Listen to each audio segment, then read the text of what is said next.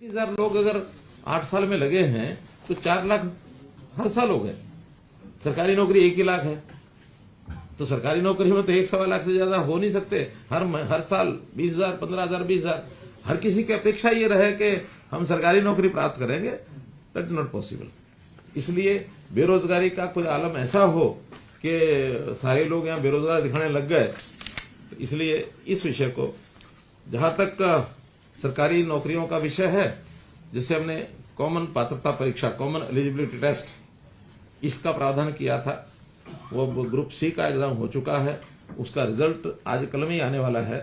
Result में company ने जो हमें मैसेज हमने पूछा है कि भी कब आप घोषित करेंगे, तो उन्होंने कहा कि हमारा रिजल्ट जो परीक्षा का होता है वो तो तैयार है। अब उसमें कुछ आंकड़ा उन्होंने हमारे से मांगा हुआ है कि रिजर्वेशन जिनकी कैटेगरीज की है उनके कौन कौन से रोल नंबर हैं, और उसमें भी कुछ उनका पिछला जो बैकलॉग होता है उसके हिसाब से हमको उसकी थोड़ा निश्चित करना होता है कि भी कौन से वर्ग के ज्यादा जाएंगे, कौन से कम जाएंगे, कौन एक्स सर्विसमैन है तो कौन से होंगे, स्पोर्ट्स पर्सन है तो कौन से होंगे। वो सारा डाटा उनको उपलब्ध करा दिया है और मुझे लगता है 1 आध दिन में सारा करके और वेबसाइट पर डालेंगे। हर कोई अपना नंबर देख करके कि कौन एलिजिबल हो गया है, यानी 50% और 40% की जो कंडीशन है वो एक उसमें डालेंगे। हाँ, सोशियो इकोनॉमिक वो भी हमको उनको देना है कि जो 5% मार्क्स सोशियो इकोनॉमिक जो जिसका जो पात्र है वो उनको देंगे, ताकि उसमें जुड़ करके फिर मेरिट बनेगी और उस मेरिट में इसके तुरंत बाद एडवर्टाइजमेंट ग्रुप सी की निकलेगी।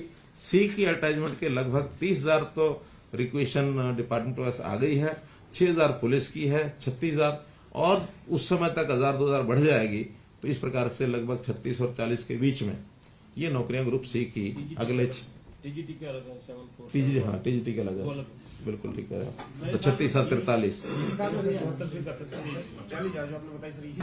इसी साल में हो जाएंगी। ग्रुप सी के इस पात्रता में से वो अगला जो रिजल्ट है उसी में से यानी परीक्षा हो जाएगी। फिर है ग्रुप डी। ग्रुप डी की भी एडवर्टाइजमेंट कभी भी निकल सकती है, क्योंकि उसमें रिक्वेशन लगभग सबकी जा चुकी है। हम चाहते हैं कि ग्रुप सी की नौकरियां घोषित होने के बाद और ग्रुप डी का सीईटी हो, ताकि ये लोग दोबारा से जो सी में चुने जाएंगे, यानी जिनकी सिलेक्शन हो जाएगी, वो उनमें परीक्षा के लिए न जाएं। वरना हर किसी की इच्छा होती है पता नहीं सी में मिले ना मिले, डी में भी चले जाओ। तो कम से कम ये जो 30 से 40 या 40-45 हजार जो नौकरियां लग जाएंगी, इनको फिर सी में परीक्षा देने की दोबारा जरूरत नहीं है। बाकी लोग दोबारा देंगे। 3 साल के लिए ये जो कॉमन पात्रता परीक्षा है, ये उसी एक बार परीक्षा में उनको लगातार वो रह सकते हैं। तो ग्रुप सी का भी तो होगा फिर हर साल होना, वो हर साल का होना, लेकिन इनका 1 साल होने के बाद इनकी मेरिट 3 साल तक लागू रहेगी। इम्प्रूव करने के लिए कर सकते हैं। तो इस साल भी होगा ना ग्रुप सी का? तो होगा, ग्रुप सी का इस साल फिर होगा, यानी पहले डी, इस साल वाला डी होगा, फिर सी होगा, अगले साल फिर डी होगा, फिर सी होगा। इस साल में कितनी हो जाएगी सर टोटल भर्ती?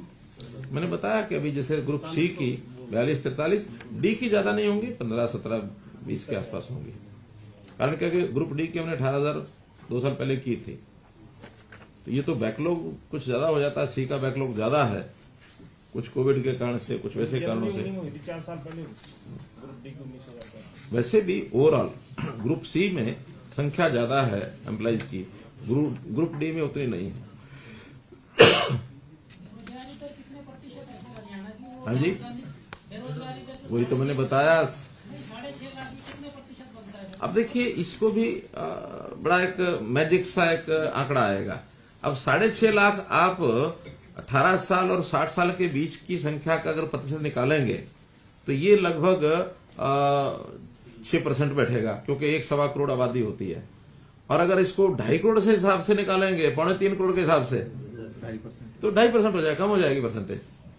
लेकिन हम वास्तव में चाहते हैं कि 18 से 60 के बीच में ही निकाली जाए, क्योंकि जो वर्किंग एज ग्रुप जो होता है वो 18 से 60 ही होता है। तो 18 से 60 के बीच में अगर करेंगे तो ये लगभग 6% के आसपास बैठेगा। ये तो वो डाटा है जो पढ़ा हुआ है या नहीं पढ़ा हुआ, 18 से 60 के बीच में उसने अगर कुछ लिखा हुआ मैं रोजगार नहीं कर रहा, तो वो ये डाटा है। हाँ, जो उसने लिखा मैं बेरोजगार हूँ, क्या वो पढ़ा है या नहीं पढ़ा? हाँ, उसमें कुछ नहीं। एक विषय इसमें है कि जो हमारे टेंडरिंग है, यानी